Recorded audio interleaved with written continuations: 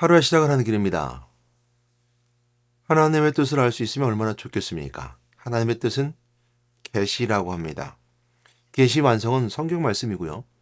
계시는 신비로움과 함께 연결됩니다. 그래서 신비로운 하나님의 말씀인데요. 계시는 사람으로 알게 하기 위해서 주신 메시지일 뿐만 아니라 아무나 알 수 없는 것이기에 믿음이 없으면 알 수 없고 깨달을 수 없습니다. 예수 그리스도를 믿는 믿음이 있는 사람들, 또 하나님께 향한 믿음이 있는 사람들은 하나님의 계시를 밝게 할 수 있죠. 계시는 다양한 방법으로 우리에게 주시지만 특별히 예수 그리스도, 즉 하나님 직접 이 땅에 오심을 통하여서 육신의 몸을 입고 이 땅에 오심을 통해서 친히 계시가 되어 주셨습니다. 그러므로 오늘 다양한 하나님께 주신 계시 가운데 바른 하나님의 뜻을 알 수 있는 방법, 말씀을 통해서 알 수 있는 하나님의 뜻에 대해서 한번 생각해 보도록 하겠습니다. 하나님의 뜻을 행하고자 한다면 이렇게 말씀 시작하는 구절이 있어요. 스스로 말함보단 하나님으로부터 오는 것인지 확인해야 된다는 것에 있는 메시지인데요. 요한복음 7장 16절 18절 말씀입니다. 함께 말씀 보도록 할까요? 예수께서 대답하여 이르시되 내 교훈은 내 것이 아니요 날 보내신 이의 것이니라. 사람이 하나님의 뜻을 행하려 하면 이 교훈이 하나님께로부터 왔는지 내가 스스로 말함인지 알리라. 스스로 말하는 자는 자기 영광만 구하되 보내신 이의 영광을 구하는 자는 참되니 그 속에 불의가 없느니라 라는 말씀입니다. 이 말씀이 나오던 배경은 예수님께서 이제 성전에 올라가셨습니다. 명절에 올라가신 성전인데요. 어렸을 때 가신 후에 이제 좀 이렇게 성전에 올라가서 말씀을 이렇게 보시는 중에 이 말씀 중에 그 말씀을 가지고 오늘 이 본문 말씀을 가지고 메시지 주시게 되는 건데요. 예수님께서 성전에 가르치실 때 사람들이 이제 수근수근했죠. 놀라게 여기기도 됐고요. 이 사람 어떻게 배우지 않았는데 어떻게 알 수 있느냐라고 말했고요. 예수님의 성전에서 가르치는 거에 대해서 이제 하나님의 뜻인지를 알지 못하고 이렇게 가르침 속에 들어가지 못하니까 깨닫지도 못했고 알지도 못했던 것 같습니다. 하나님의 뜻을 행하고자 하는 것은 믿음의 사람들이 다 누구나 가지고 있는 공통적인 그 소망입니다. 나도 하나님 뜻대로 삶을 살아가고 싶습니다. 왜요? 라고 묻는다면 하나님 뜻대로 삶을 살아가는 것만큼 우리가 인생에서 가장 소중하고 가치 있는 일이 없기 때문입니다. 육신의 삶은 마지막으로 향해 달려가고 있습니다. 그러나 하나님 뜻대로 삶을 살아가는 사람들은 인간의 마지막을 향해 달하는 죽음의 인생이 아니라 하나님의 은혜 가운데 하나님의 뜻 가운데 있음을 통해서 가장 인생에 대해서 가장 소중한 또한 가장 값진 일을 할 수 있기 때문인 거겠죠. 또한 하나님의 뜻을 안에는 하나님 계시된 메시지일 뿐만 아니라 그 속에는 인류가 가진 모든 비밀이 담겨져 있기 때문입니다. 그러면 하나님 뜻대로 행하고자 한다면 스스로 판단해 봐야 된다는 겁니다. 이 판단은 우리에게 필요한 것이 하나님께 필요한 것은 아닙니다. 하나님께서 뜻은 하나님 뜻이니까 일방적이죠. 그러므로 그 일방적인 말씀이신 그 성경 말씀의 뜻을 받아들이는 우리에게 있어서는 분별할 수 있어야 된다는 것이고요. 이 분별의 영은 우리가 꼭 필요한 또 은사 중에 하나의 덕목이기도 합니다. 이처럼 하나님의 뜻을 분별할 수 있는 능력이 있어야 되는 것인데 그래서 오늘 본 말씀에서는 스스로 말함인지 이렇게 말하고 있습니다. 내가 이것이 내 스스로 내가 말하는 것인지 또 나의 영광을 구하기 위한 것인지 하나님의 말씀이고 그리고 이거는 하나님의 영광을 드러내는 것인지라고 생각하고 묵상해 봐야 된다는 것입니다. 그랬을 때 가장 먼저 첫 번째 우리가 주어진 은혜 가운데 알아야 될 것은 뭐냐면 뭐 가끔가다 얘기하는 폴 틸리가 얘기했던 절대적 타자라는 개념이죠. 절대적 타자는 남이라는 얘기인데요. 이 남이라는 단어와 함께 그러니까 너와 나의 사이가 남이 되고 절대적으로 가까울 수 없는 사이인데 나가 된다는 것. 그건 내가 된다는 것, 너가 나게 된다는 것은 굉장히 큰 의미가 있을 것입니다. 그래서 첫 번째 알아야 될 것은 뭐냐면 절대적 타자라는 개념 속에서 내 마음 같지 않다는 겁니다. 내 스스로 말한다는 것은 내 마음대로, 내 생각대로, 내 마음대로, 내 마음을 알아주기 원했고 내 마음대로 하고 내 뜻대로 하려고 하는 것이 바로 내 생각이고 내 마음이죠. 그래서 내 영광을 받으려고 하는 것이죠. 그런 의미에 봤을 때 하나님을 내 속에 끌어오는 것이 아니라 하나님은 더 멀리 계신 분이라는 거죠. 저 멀리 계신 분, 절대적 타자라는 것이죠. 그분의 영광을 구해야 된다는 것은 내가 생각하는 내 마음과 전혀 다를 수 있다는 겁니다. 그래서 우리는 하나님, 절대적 타자인 하나님께 가야 돼요. 그래서 하나님의 뜻과 마음을 품어야 돼요. 근데 내가 갈 수 없으니까 어떻게 하냐면 하나님 나에게 오신 거예요. 그래서 그걸 우리가 계시라고 합니다. 신비로움이죠. 하나님 나에게 알려줬는데 내가 믿지 않으면 깨닫지 못하는 거예요. 하나님 뜻을 알 수가 없는 거예요. 내가 믿어야 되는 거예요. 그러니까 믿음으로 깨닫게 된 하나님의 신비로운 계시를 우리는 알아야 되는데, 믿음 그러니까 우리가 그냥 막연하게 형이상학적으로 그냥 뭔가 붕 뜬 어떤 구름 같은 걸 잡는 것 같은 거잖아요. 믿음은 눈에 보이지 않기 때문이죠. 근데 믿음이 현실이 될 때는 뭐냐면요. 믿음을 가지고 소망을 풀었는데 소망을 품은 것이 열매 맺어 내게 실제가 되어질 때입니다. 우리가 믿는 대로 됐어. 그럴 때 우리가 성취감을 느낄 뿐만 아니라 믿음대로 되어진 큰 기쁨과 큰 가치가, 그리고 소망이 이루는 그 은혜 가운데 즐거움이 있죠. 큰 기쁨과 행복이 있죠. 그 믿음의 대로, 믿는 대로. 믿었다는 것은 바랄 수 없는 중에 바라는 거거든요.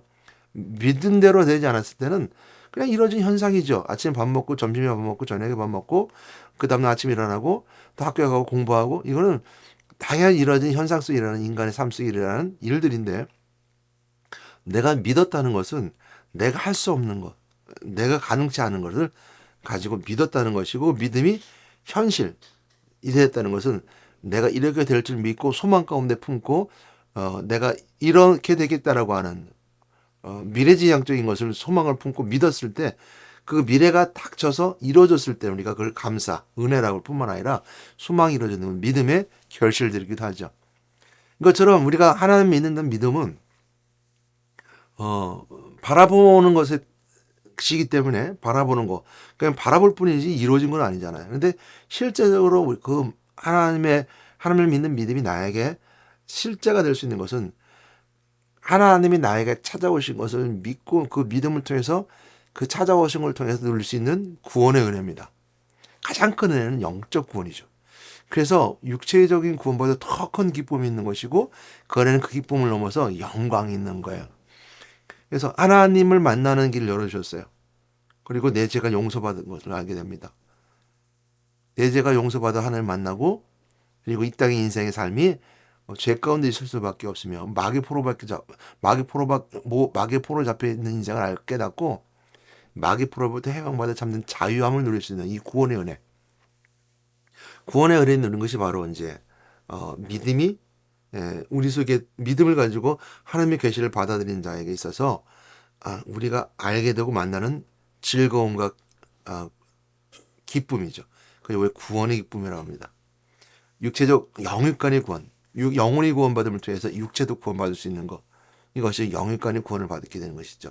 그러므로 오늘 우리가 하나님의 뜻을 분별할 수 있는 것, 첫 번째 알아야 될 것은 절대적 타자적 개념, 내 마음, 내 생각, 내 뜻대로 되는 것이 아니라 저 멀리 계신 분이라는 겁니다. 철저히 객관적이라는 분, 철저히 나와 동떨어지고 불이 될 수밖에 없는 분, 그러니까 신비적인 거죠.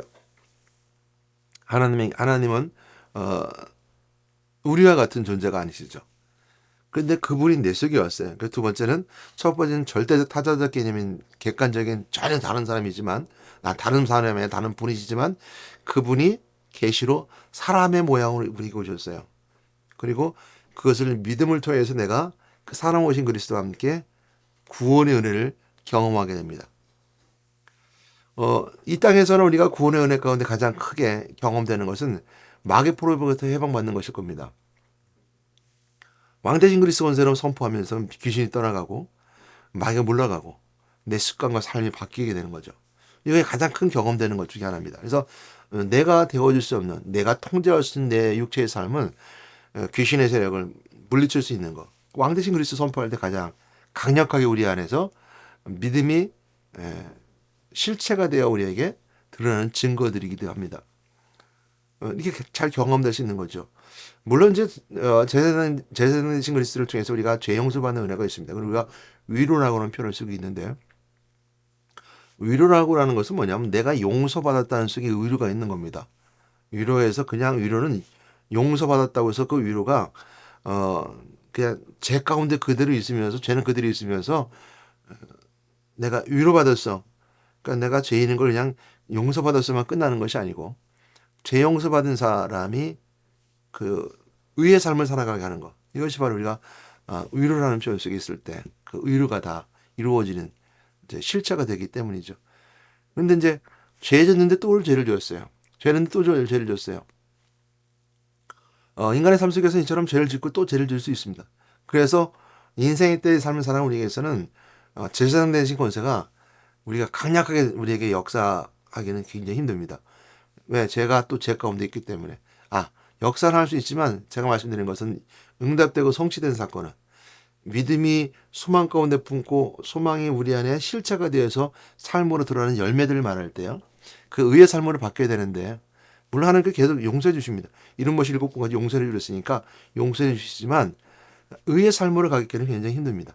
그래서 우리가 성화되어지는 과정이라고 그러는데, 죄가 용서받았으면 다시는 그 길로 들어가지 말아야 되는데 끊임없이 반복하며 계속 반복하면 빠지게 됩니다. 그래서 우리가 의의 삶을 가기는 쉽지 않지만 또 마찬가지로 그것도 우리가 이룰 수 있는 하나님 가운데 있는 의의 결실들이죠. 하나님 만나는 선자 되신 그리스도는 죄인이 제사함받고 하나님 만날 수 있을 뿐만 아니라, 하나님 만나는 것은 내가 곧 길이요 진리요 생명이 나를 말미암는 자는 아버지께로 올 적 없느니라는 말씀처럼 인생의 삶이 바뀌는 겁니다. 그러니까 방향이 바뀌는 거예요. 이전까지는 진리를 삶을 살았다 했을 때 그 진리가 물질이었어요. 먹고 사는 거였고 가족의 평안이었어요. 내 건강이었어요. 근데 그건 언제 깨닫게 되냐면요. 이것이 언젠간 사라지고 없어질 것을 깨닫고 난 다음부터는 바뀌어요. 왜냐하면 진리는 변함이 없어야 되는데 변하잖아요. 언제든 가족도 내 곁을 떠나가게 돼 있고, 물질도 언제 내 속에 들어 나갔다가 또 들어올 수도 있고 또 나갈 수도 있고, 그리고 우리가 건강하게 열심히 건강하게 살 것 같지만 또한 질병 향해 달려가고 이제 노화가 돼서 언젠가 죽을 향해 달려가잖아요. 그러니까 진리라고 말할 수 없는 거죠. 그러니까 우리가 인생의 삶을 살면서 진리처럼 생각하는 것들이 하나하나 무너지기 시작하면 종교를 찾아가요. 종교를 찾아간다는 건 여러 다양한 종교 생활을 하게 되죠. 종교 생활하는 것은 나에게 내 속에 내 스스로에게 위안이 될지 모릅니다. 스스로 오늘 말하는 것처럼 스스로 말함이라. 스스로 말하는 자는 자기 영광만 구하되는 야 것처럼 내 영광만 구하면서 내 스스로 그 위로하고 만족감 찾고 지구 너머의 세계도 만족을 스스로 찾는 거죠. 스스로 찾는다. 그 스스로 찾는 것은 만족감이 없습니다. 그러니까 종교생활은 만족감이 없는 거예요. 끊임없이 그걸 추구해야 되고 끊임없이 다 갈구하고 가야 되는 것이죠. 그래서 그를 완벽하게 채워주시는 것은 하나님이 우리에게 오셔야만 되는 거예요. 절대적인 밖에 계신 분이 내 속에 들어와서 나에게 채워주셔야 돼요. 그렇지 않고 나는 채워줄 수 없는 겁니다. 내 스스로는 채워줄 수 없어요. 인생의 삶은 그렇게 살아가기 때문에. 그래서 하나님 만나는 길이라는 것은 진리를 알고 진리를 찾아가는 겁니다. 영생의 삶, 생명이니까 진리인 거예요. 그럼 변함이 없어요. 죽음이 우리 앞에 가로막지 않습니다. 죽음이 죽음으로 끝난다고 하는 것이 우리에게 진리로 다가오지 않는다는 거예요. 세상 사람들의 진리는 죽음이에요. 죽음은 변함이 없어요. 누구 다 죽죠? 소멸되죠? 없어지죠? 모든 것이 다 끝나버리죠? 언젠간 헤어지고 이별하게 되죠? 그러나 하나님 우리에게 오심을 통해서 우리가 하나님의 계획하신 것 뜻을 발견하고 하나님 만나면요. 영생의 삶을 바꿈을 통해서 죽음이 우리에게 진리로 다가오지 않아요. 모든 종교심은 죽음으로부터 출발합니다. 그래서 죽음에 넘어서기에 스스로 부타가 보리스 아래서 누구나 다 죽는다고 깨달았던 것처럼 그 죽음이라는 것이 모든 종교심의 출발이고 마찬가지입니다. 무속도 마찬가지고 유교도 마찬가지고 모든 종교라는 것들은 그 죽음으로 출발하게 되는데 그 죽음은 진리를 받아들이기 때문에 그렇죠. 당연히. 그러나 죽음을 진리로 받아들이지 않습니다. 죽음은 끝이 아니고 영생의 삶이죠. 그것을 알려주는 것이 하나님 만날 때 가능한 거예요. 그래서 하나님 만나는 건 진리로 우리에게 열매 맺어지는 거예요. 인생의 계획이 바꿔지게 되고 삶이 바꿔지는 것이 열매 맺어지는 것들입니다. 여러분 한번 생각해 보십시오. 여러분 이 하나님 뜻대로 행하는 것이 무엇인가라고 스스로 분별하고 판단할 때 내 스스로 영광을 구하기 위해서 스스로 말하고 있지는 않은가. 내 스스로, 내 뜻대로. 근데 성경은 이렇게 말씀하고 있습니다. 하나님의 보내신 이의 영광을 구하는 자는 참되니 그 속에 불의가 없느니라. 보내신 이의 영광을 구하는 자. 그것이 바로 그리스도의 교훈 안에 있는 자들입니다. 요한일서 1장 9절 말씀에 그 말씀하고 있거든요. 그리스도의 교훈에 들어가 있어라. 사람이 하나님의 뜻을 행하려면 이 교훈이 하나님께서 왔는지 이랬습니다. 그래서 16절 말씀을 보게 되면 예수께서 대답하여 이르시되 내 교훈은 내 것이 아니요 나를 보내신 이의 것이니라 했습니다. 그래서 그리스도 안에 교훈 안에 들어가야 된다. 구약에서는 그 교훈을 율법, 즉 성경 말씀, 율법 말씀이라고 그랬고요. 신약에서는 예수 그리스도가 그 자체가 교훈이며 또한 성년 시대가 오는 예수님 공생에 지난 후에 제자들과 함께 세워졌던 초대교회 모습, 오늘날 동일하게 우리에게도 주어지게 되는 초대교회의 우리의 모습에 있어서 교훈은 바로 말씀을 붙잡고 그 말씀 속에 있는 그리스도의 사역하심과 또 그리스도 하신 일들 우리를 깨달아 우리 안에서 하나님을 만나고 죄사함 받고 그리고 왕대신 그리스도를 선포함을 이 땅의 인생에 대해 승리하는 자의 삶으로 열매 맺어지는 우리의 삶이 바로 오늘 교훈에 따라 살아가는 그리스도 교훈 속에 있는 자들의 모습입니다. 마지막으로 여러분 권면합니다. 교훈 받기 싫어합니다. 누가 나를 가르치려 한다고요? 싫어합니다. 내가 먼저 깨달아지고 내가 누군가를 가르치고 내가 하길 원하지 누군가 나를 가르쳐 것이 별로 좋아하지 않습니다. 그래서 사람들은 목사님의 교훈을 받아들이려고 하질 않아요. 오늘도 그 교훈이 나를 힘들게 한다고 생각합니다. 힘들지 않고 이루어지는 건 없습니다. 열매는요, 힘들고서 이루어지는 것들이죠. 그래서 말씀 나에게 무엇이 힘들어지는 것들이 되어야 됩니다. 육체의 삶으로요. 근데 영적으로 항상 깨어 즐거운 것이 맞는 것이죠. 영적으로 항상 깨어 즐겁습니다. 그러므로 그리스도 교훈 안에 들어가는데 여러분 교훈을 여러분 거부하거나 싫어하지 마십시오. 여러분 힘들게 한다 하더라도 멈추지 마십시오. 그리스도의 교훈 안에 들어간 자에게는 열매가 꼭 있습니다. 열매를 보고 여러분의 삶을 또 여러분의 믿음을 발견할 수 있을 것입니다. 오늘 여러분들에게 있어서 두 번째 권면합니다. 이것이 하나님의 뜻을 행할 때 이것이 내 생각인지 하나님의 뜻인지 알 수 있는 방법, 분별할 수 있는 것들이죠. 분별할 수 있는 가장 첫 번째 모습은 악존재 말씀대로 교훈을 우리가 받아야 되는 것이고 그 두 번째는 묻는 겁니다. 이것이 하나님 뜻입니까? 라고 우리가 기도를 묻는 것이죠. 그럼 여러분들에게 기도가 평안으로 다가올 때가 있습니다. 기도하면 할 수 힘들다면 여러분 그건 하나님 주신 뜻이 아닙니다. 기도를 줄 때 그 기도가 여러분의 확신을 줄 것이고 평안을 줄 것입니다. 기도의 대상은 분명히 하나님께 해야 되는 거예요. 그리스도 이름으로 기도해야 되며 말씀을 잡고 기도해야 됩니다. 그래서 뜻을 알 수 없습니다. 근데 여기 이제 기도할 때 우리가 하나님께 향해 있지 않으면 문제가 생기는 것이 기도할 때 사단이 틈탈 수 있습니다. 여러분들이 마음이 먼저 하나님 마음보다 앞서간다면 무슨 얘기인지 이해하실려나 모르겠습니다만 기도할 때 하나님의 말씀보다 앞서가면 내 생각이 앞서가면 내 마음이 앞서가면 우리를 기도의 결과들이 평안과 위로를 주는 것 같지만 마귀가 주는 결론이 될 수 있습니다. 그러기에 우리가 물을 쓸 때 가장 중요한 것은 그 물음의 해답을 어디서 찾아야 되냐? 성경 말씀 속에 찾아야 된다는 것. 거기 벗어나지 않으려고 노력하고 성경 말씀을 붙잡고 씨름하면서 그 속에서 깨닫고 그 속에서 발견하면서 기도한 자에 있어서는 분명히 그 후에 열매들이 평안과 위로로 찾아온다고 꼭 기억하시고 오늘도 그리스도의 교훈 가운데 거하는 여러분 되시길 주님의 이름으로 축복합니다. 우리 함께 기도하겠습니다.